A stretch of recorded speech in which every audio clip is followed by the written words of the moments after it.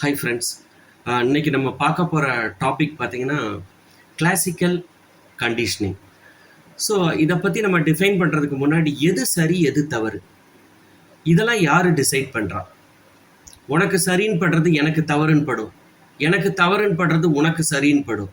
So அந்த காலத்தில் பார்த்தீங்கன்னா ஒரு ராஜா இருப்பார். அந்த ராஜாவுக்கு என்ன ஒரு கருத்து சொல்லப்பட்டிருக்குன்னா, ஒரு சிறந்த ராஜா அப்படிங்கிறதுக்கு நல்ல எக்ஸாம்பிள்னு கேட்டிங்கன்னா, நிறையா நீ கோயில் கட்டணும், நிறையா கும்பாபிஷேகம் பண்ணணும், கோயிலுக்கு இது பண்ணணும், அந்த மாதிரி ஒரு நிறைய கருத்துக்கள் சொல்லி இப்படி இருந்தாதான் நீ சிறந்த ராஜான்னு சொல்லி சொல்லி அவங்கள கண்டிஷன் பண்ணி எல்லா ராஜாக்களும் நிறையா கும்பாபிஷேகம் பண்ணுறது, கோயில் கட்டுறது அப்படின்னு அப்படிதான் இருந்திருப்பாங்க. ஆனால் அவங்களுக்கு சொல்லப்பட்ட கருத்தில்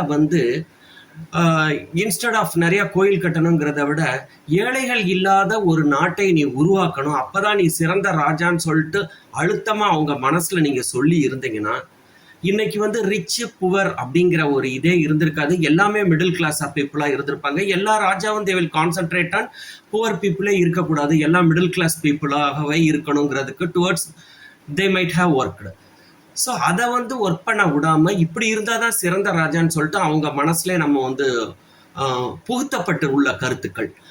ஸோ இதை இன்னும் கொஞ்சம் தெளிவாக நம்ம விளக்கணும்னா, ஃபார் எக்ஸாம்பிள் ஒரு சூப்பர் ஸ்டார் படம் ஒன்று பார்த்தீங்கன்னா, அந்த படம் I think the name of the movie is Mannan ஒரு படம். அந்த படத்தில் ஹீரோயின் பார்த்தீங்கன்னா பெரிய பிஸ்னஸ் உமானாக இருப்பாங்க. ஆனால் அவங்களோட சாதனைகளை பற்றி பேசாமல் அவங்களோட ஈகோவை மட்டுமே பற்றி தான் அது பேசிகிட்டே இருந்திருப்பாங்க. அவங்க அவ்வளோ பெரிய சாதனை படைச்சாங்கங்கிறதுக்கு அவ்வளோ பெரிய இம்பார்ட்டன்ஸ் கொடுத்துருக்கவே மாட்டாங்க. இதில் மிகப்பெரிய காமெடி என்னென்னா, அந்த கடைசி சீனில் அவங்க அவ்வளோ பெரிய அந்த ப்ரொஃபஷனே விட்டுட்டு அவங்க சமையல் பண்ணி ஹீரோக்கு கொடுத்துட்டு இருப்பாங்க. இதுதான் சிறந்த பெண்ணுக்கு அடையாளம் அப்படின்னு சொல்லிட்டு ஒரு கண்டிஷனிங் பண்ணியிருப்பாங்க. இதுதான் இப்படியே சொல்லி சொல்லி இப்படி இருந்தாதான் நல்லவங்க, இப்படி இருந்தா கெட்டவங்கன்னு சொல்லிட்டு ஒரு கண்டிஷனிங் பண்ணுவாங்க. அது மட்டும் கிடையாது. ஃபார் எக்ஸாம்பிள் ஒரு அந்த காலத்துலலாம் பார்த்தீங்கன்னா, பொண்ணுங்க எவ்வளோதான் படிச்சிருந்தாலும் எவ்வளோதான் டேலண்டாக இருந்திருந்தாலும் அவங்க மாமனார் உடம்பு சரியில்லாத மாமனார் மாமியாரை பார்க்கறது தான் சிறந்த பெண்ணுக்கு அழகு. That is something called glorifying sacrifices. இந்த சாக்ரிஃபைஸ் பண்ணாதான் நீ சிறந்த பெண் அப்படிங்கிற மாதிரி அவங்கள ஒரு ப்ரொஜெக்ட் பண்ணி வச்சிருப்பாங்க. இதை பற்றி சொன்னா, ஒரு சச்சின் டெண்டுல்கர் ரிட்டையர்ட் ஆகும் போது ஒரு அந்த கிரவுண்ட்லேயே ஒரு ஸ்பீச் ஒன்று கொடுத்துருப்பாரு. அந்த ஸ்பீச்சில் the excellent career ahead of my wife, ஆனால் அவங்க எல்லாத்தையும் சாக்ரிஃபைஸ் பண்ணிட்டு எனக்காக இருந்தாங்க. பட் நம்ம வேணா யோசிக்கலாம், சச்சின் டெண்டுல்கர் ஒய்ஃப் எதுக்கே வேலை செய்யணும், இவர் சம்பாதிக்காததா? பட் ஆனால் அந்த இடத்துல அவர் சொன்னதுன்னா, இருந்தாலும் அவங்க படித்த படிப்பு, அவங்களோட ப்ரொஃபஷன், அதை சாக்ரிஃபைஸ் பண்ணாங்க. அதை அவர் இம்பார்ட்டண்ட்டாக அதை சொல்லியிருப்பார். த க்ளோரிஃபைங் சாக்ரிஃபைசஸ்ன்னு சொல்லலாம். ஆனால் இருந்தாலும் அதை அந்த இடத்துல சொல்கிறதும் ஒரு மிகப்பெரிய விஷயம்தான்.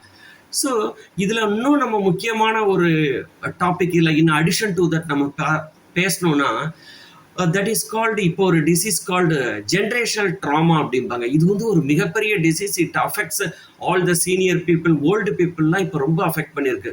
இவங்ககிட்டலாம் நீங்கள் பேச போனீங்கன்னு வைங்களேன், எப்போ பார்த்தாலும் நான் அந்த காலத்தில் அவ்வளோ கஷ்டப்பட்டேன், அந்த காலத்தில் நான் 10 கிலோமீட்டர் நடந்து போய் படித்தேன், அந்த காலத்தில் நான் ஒரு வேளை தான் சாப்பிட்டேன், இப்படி படித்து நான் முன்னுக்கு வந்தேன். இதையே திரும்ப திரும்ப திரும்ப நம்ம யங் ஜென்ரேஷன்ட்டு அப்படியே படிய வைக்க ட்ரை பண்ணுறாங்க. இதில் என்ன தப்புன்னு கேட்கலாம். ஆனால் உண்மையிலேயே சொல்லப்போனால் இப்படி திரும்ப திரும்ப அவங்க பேசுகிறாங்கல்ல ஓல்டு பீப்புள், அதுதான் டிசீஸ்.